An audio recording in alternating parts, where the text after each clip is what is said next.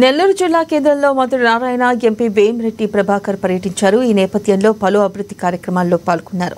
గత టీడీపీ పాలనలో పట్టణ సుందరీకరణ, అండర్ డ్రైనేజ్, కమ్యూనిటీ భవనాల నిర్మాణాలు చివరి దశలో నిలిచిపోయాయి. అయితే వైసీపీ ప్రభుత్వం పట్టించుకోకపోవడం శాడిజమని మంత్రి పొంగూరు నారాయణ ఆవేదన వ్యక్తం చేశారు. ఇక ప్రభుత్వ నిధులు ఖర్చు చేసిన పనులకు తుది దశ నిధులు విడుదల చేసి పూర్తి చేసినట్లయితే అవి ప్రజలకు కీలకంగా ఉపయోగపడతాయన్న అంశాన్ని కూడా వారు గాలికి వదిలేశారన్నారు. ప్రతిపక్షాన్ని పరుష పదజాలంతో నిందించడం మినహా చేసిందేమీ లేదని ఎద్దేవా చేశారు. జనార్దన్ రెడ్డి కాలనీలో రోడ్డు శుభ్రపరిచే అధునాతన యంత్రాన్ని ఎంపీ వేమిరెడ్డి ప్రభాకర్ రెడ్డితో కలిసి ప్రారంభించారు. ఈ సందర్భంగా రాష్ట్రంలో కూటమి ప్రభుత్వం పునర్వ్యవస్థీకరించిన రేషన్ షాపులను జనార్దన్ రెడ్డి కాలనీలో పరిశీలించి లబ్ధిదారులకు సరుకులను అందించారు. జనార్దన్ రెడ్డి కాలనీలో 54 డివిజన్లో అనేక కార్యక్రమాలు చేశాం.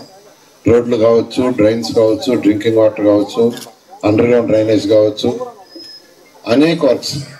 అయితే ఎవరు నన్ను అడగల. అప్పుడు 2014-19 ప్రత్యేకంగా నన్ను ఎవరు అడగల.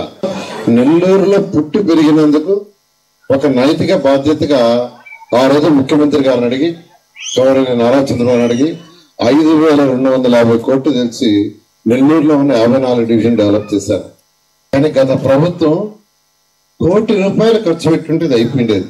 ₹1 కోటి ఖర్చు పెట్టుంటే జనార్దన్ రెడ్డి కాలంలో చక్కటి సాధ్యం మొదలు వచ్చేది. ఎంతో మంది పేదలు, నిరుపేదలు ఏదైనా పెళ్లిళ్ళు కావచ్చు, ఫంక్షన్లు కావచ్చు, ఏం చేసుకోవాలన్నా చక్కగా చేసుకునేవాళ్ళు. కానీ దాని జోలికే